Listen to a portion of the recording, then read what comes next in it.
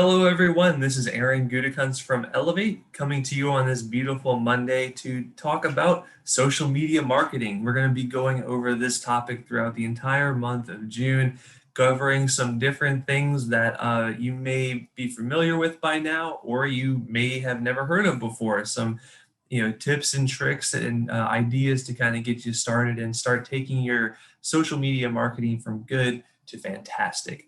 And so I'm really excited about this topic. It's near and dear to my heart, and I'm just ready to jump right in. So let's get started.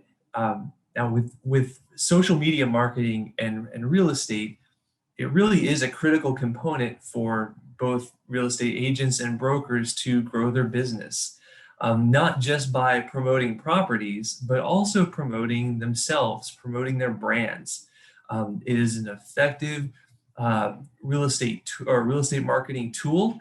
It engages, just by the nature of social media, it engages your clients both when they're not actively buying and selling and when they are actively buying and selling, um, which is important because, what is it, like 80-90% of the time that you're probably communicating with them, they're not actually in that buying and selling cycle, right? So what we're going to be talking about today is going to start off with kind of like the basics, just to kind of get you started. So if you're already familiar with social media marketing, you don't have to turn off the video immediately. Just stick with me for a bit and just see if there are a few things that you might pick up that you hadn't tried out before. But initially, what we're going to start out with is asking the question of which platforms you should be using. So one of the first, I guess, tips or recommendations I would make when it comes to social media marketing is that you don't want to be where your audience isn't. So what I mean by that is you only want to focus your efforts where you know your audience is going to actually be able to see and engage with that content. So if just by trial and error or just kind of like, by testing through time, you know that your audience isn't on Twitter, then that's a platform you don't need to really focus on unless you are trying to break into an audience who is on Twitter. But knowing those little details is going to first off save you a lot of time because you're not having to make content for all those different platforms and keep up with those different conversations going on there. Um, but it's also going to save you, or it's also going to make your message a lot more poignant because and a lot more effective because you're actually getting results from those platforms where your audience is located. So knowing which social media platforms to use for your real estate business, again, is going to depend on who you're wanting to reach and what you're wanting to post. For real estate, Facebook and Instagram, for example, are really great. They're kind of like your go-to platforms. But trying out different ones, if you have never tried one out before and your audience may be there, give it a shot, see how it goes. And if it's not working out, don't be afraid to drop it. The only thing that can hurt you on social media is having a dead profile, basically one that is set up but nothing is going on it. There's no engagement, nothing. Basically, it's a portion of your online social, like your presence, that is effectively just dead. It's better to not have a platform or have an account on there at all than to have one that isn't running and isn't providing content and value because people will just ignore it. So here's just a basic rundown of different social channels real quick, and you can kind of just get a feel for which one will give you the greatest bang for your buck. So first off, the big one, Facebook. It is by far one of the must-have platforms for a real estate professional. There's almost 3 billion active users on it, and Facebook is kind of like the place right now to share things like blog posts and new listings. It's friendly for things like virtual tours or linking directly to your website. So it kind of like packs a lot. I mean, you're probably familiar with Facebook and or probably already have a business page.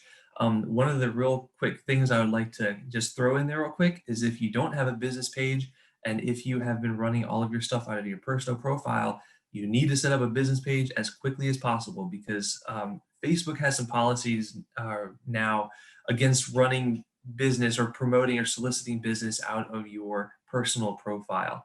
Um, if they catch on to it, you kind of get thrown into Facebook jail for a little bit.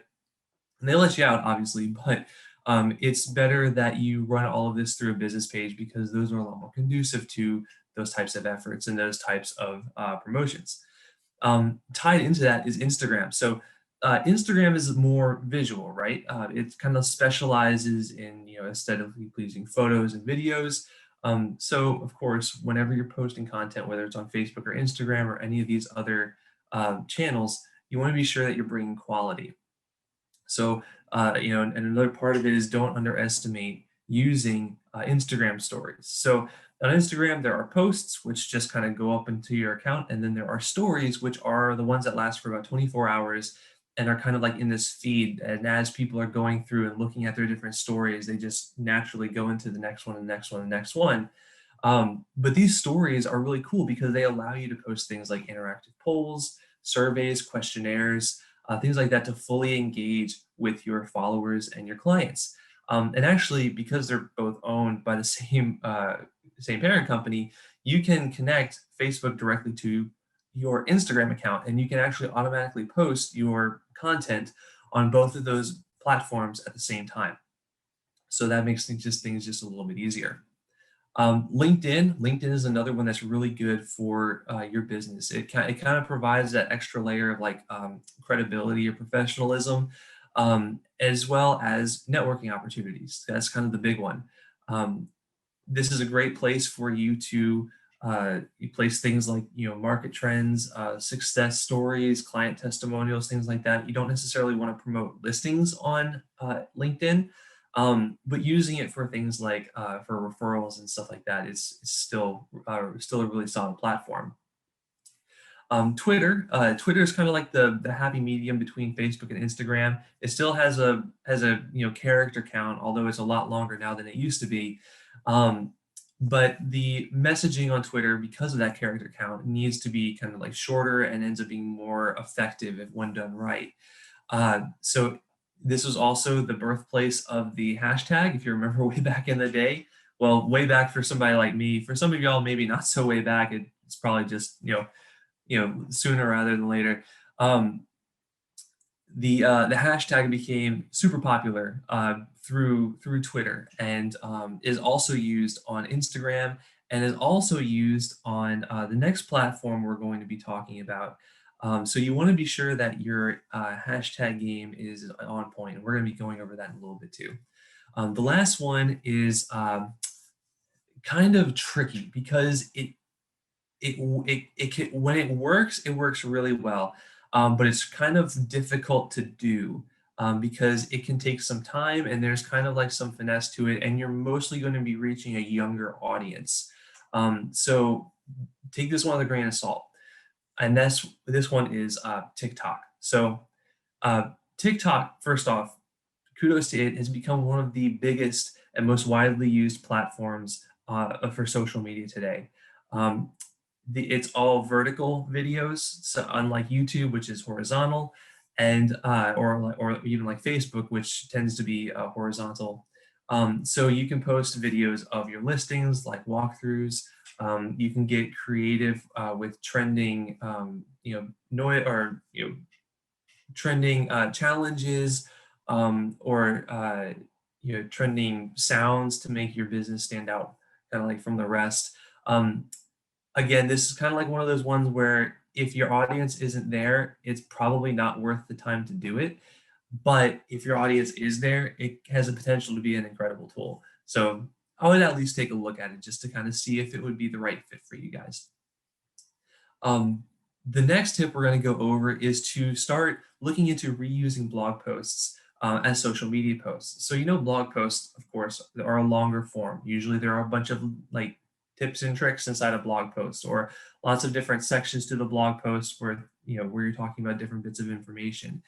If you take those things, like a blog post itself can really be split out into a whole bunch of different content. You can create videos off of it. You can break up the different points inside of the blog article and turn them into more bite-sized social media posts. So you have a lot of different options there. And by taking previously published content that you've done, you're kind of saving yourself some time with breaking them up and making them more bite-sized on your social channels, and as well as providing more content. And if you're running things like analytics, like Google Analytics, for example, on your website and on your blog, you know exactly which articles are performing better than other ones or more engaging than other ones. And so you can focus on using those and repurposing that content for your social channels as well. Um, don't forget to this is number 3. Don't forget to display your client success stories. So this is huge on social media because the people who you are showcasing as the success story, especially when you're actually tagging them in the story, all of their friends and family are on there too. And so those are more eyes that are suddenly being drawn to not just this testimonial, but also to you and your brand. Like these are people who may not have ever heard of you before. There's a chance that some of them are, starting to think about getting into either buying or selling their home. And so being able to share a success story, whether it is a video testimonial or something that's more long form written out, has, maybe some images with it. You want to be sure to showcase that success story on your social media. Having a quote from the clients, just reviewing how you were able to help them. It's something that helps your client feel celebrated. It shows these potential buyers and sellers that you're serious, like you're going to be able to help them and actually get the results they're looking for.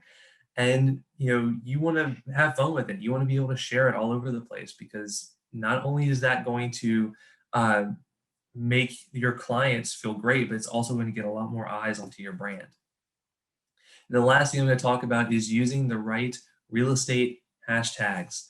Um, this one is this one can be tricky, and the reason I say that is because I've seen hashtags used very effectively, and I've seen hashtags used very poorly. And when they're used very poorly, it usually doesn't work out for your content in the long run. So hashtags are still a very important part of any social media strategy. The important part is to use the right hashtags, because it can mean the difference between 200 people seeing your posts, or 20 people seeing your posts.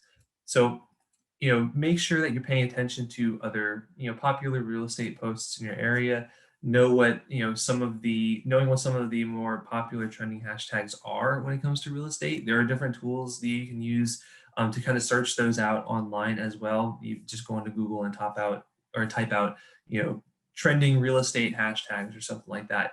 We gonna get you started. And here are some examples maybe to kind of help out. So of course, hashtags like hashtag real estate, realtor for sale, real estate agent, uh, rent, foreclosure properties, home listing, property for sale, things like that will give you those kind of like more general real estate searches. Where it really starts to get meaty is when you start going into uh, more of the hyper local stuff. So when you start looking at things like hashtagging the neighborhood that the listing is going to be in, hashtag the name of your real estate team, hashtag your company name, hashtag the city that you are operating in or that the property is in, or hashtag your city and then home, like home, the word homes. So for me, hashtag New Orleans homes or hashtag New Orleans properties. If I wanted to get like real super specific, don't look me up, but hashtag, homes in Belvedere or something like that.